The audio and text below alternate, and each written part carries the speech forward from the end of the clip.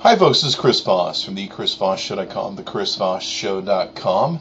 Be sure to check into and join my Ning group, the ChrisVossShow.ning.com, thechrisVossShow.ning.com. It's where I share a lot of really great personal stuff that I'm sure you'll enjoy. Anyway, what I want to talk about today is I see a lot of people that are really segmenting social media, their ability to learn it, their ability to master it, et cetera, et cetera. And I already talked about how you need to invest in a strategy and be successful with it.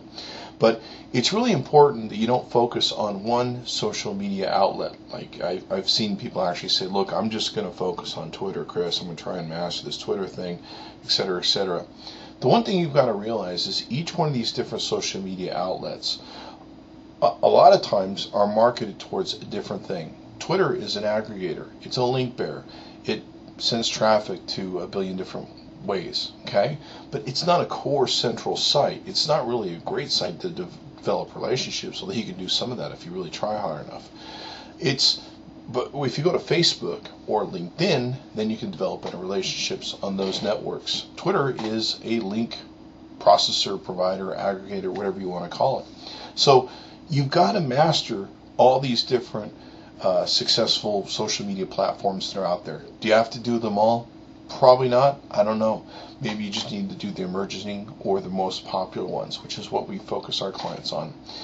But you've got to be out there and ready for the next thing that's going to come, and you've got to be able to adapt. You've got to be able to learn very quickly these elements. Foursquare is the newest, most popular thing with Gowalla and Yelp and a few other things with location-based things coming on top of that. So I see these people that get really stuck with change, and they're very resistant to change, and they go, I have to learn new stuff. Okay, you have to learn new stuff. Okay, one of the key elements of survivalism in being able to stay ahead of Mother Nature is it's survival of the fittest. You've got to stay up on what's moving very quickly out there. You've got to keep advancing your brain, growing, becoming a better person. The human brain is pretty limitless, they say, when it comes down to it. It can hold volumes and volumes of information. So we have the ability there. It's just whether or not we have the drive or desire to really want to learn something new. You know, one of the things that impacted me when I grew up, there was a lot of case studies that were being done when I was coming into business, where it was the old analogy of the IBM man, the man with the black suit. You went to work every day, you wore a black suit, you wear a black hat, black shoes. You came at the end of your 40 or 60 years of work, and you got a gold watch, you retired, and happily ever after. I went through my teens, I think in the 80s, when the U.S. was losing its prominence in steel and automobiles. The Japanese were coming and taking over, and suddenly these unionized workers who'd bet their whole lives to the fact that nothing would ever change suddenly got thrown into the mix, and suddenly they were out of work, they had no new skills, and they were in the middle of their lives. So it really impacted to me the pain and the sorrow that I saw of those people going through those situations. And I said, I've always got to keep learning. I've always got to keep ahead of the game, or try to, as much as I can, keep up on what's advancing, what's happening. And we've really gone from, when you really think about it, a society where it used to be you could pretty much go to work at a place and die there or retire there, get a gold watch after 60 years, and you were done. You could go to work at some place and forget the rest of your life and just go around like a robot. It's not that way anymore. It's, in fact, if anything, the timeline is getting shorter. It seems like most businesses seem to have a successful shelf life of maybe a good core 10 years. And it seems like it's getting shorter and shorter. It's getting harder and harder to be successful. It's getting harder and harder to learn new things and develop and stay ahead of the curve. But we constantly have to do that. It's survival of the fittest. If we don't, we put ourselves behind the 8 ball, and then eventually we wake up one day and the world's completely passed us by.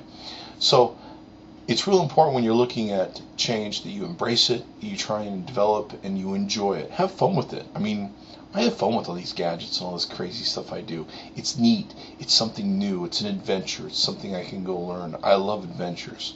So to me, that's what this is. Yeah, sometimes I kind of go, oh, geez, what is this? But in the end, think of life as an adventure, and it's really the attitude that you take towards it. If you take the attitude that, oh, change sucks and I hate changing, you're going to have trouble changing. You're not going to adapt to it because you've told your brain not to adapt to it. Enjoy change, pick up change, learn new things. You've got to keep up on it. If you got new kids, if you got kids, you know how fast they outpace you in their ability to learn new things. So you've got to try and keep up as best you can. But now more than ever, it's important to your job and your business, your relations, and how you're doing. So, kind of a long story here to get back to the point that I want to make. Don't focus on one social media network. Focus on many. You've got to learn all the different ones. There are people out there that are Facebook people. There's people that I know that are just LinkedIn people, and they hate Facebook and they hate Twitter. There's people I know that are just Twitter people. There's people I know that, they're very segmented. And if you want to do business with those people, you've got to play to their segments. It's kind of like if you were going to go out and sell to, say, a city, but instead of saying, well, I'm not going to sell the whole city, I'm just going to sell this little zip code right here. I'm just going to focus on that. Okay? You may not make a lot of money doing that. Maybe you will. I guess it depends on your product and your margins and your costs and all that sort of good stuff. But most likely, you need to sell to the whole city. So you've got to be able to go into the different zip codes, and they're going to have varying demographics, just like some of these different social media outlets have. And you've got to learn to master those outlets so that you can sell to the greatest group of people in the largest demographics you possibly can. Okay, so that's how to be successful in sales. And don't focus in on just one Twitter thing or Facebook thing or whatever. Get a core strategy. That's the real key. Everybody who comes to me, they're wasting so much freaking time on Twitter. For what they end up paying me to teach them about their strategy, they probably spent $20,000 in wasted time for whatever it is they get paid per hour. Just wasting time on social media. You got to have a strategy that works, but you also have a strategy that's not wasting time and that is elementally successful. Okay? Anyway, that's the big picture. Thanks for coming by thechrisvossshow.com. Be sure to download my iPhone app, and I'll see you next time. Bye-bye.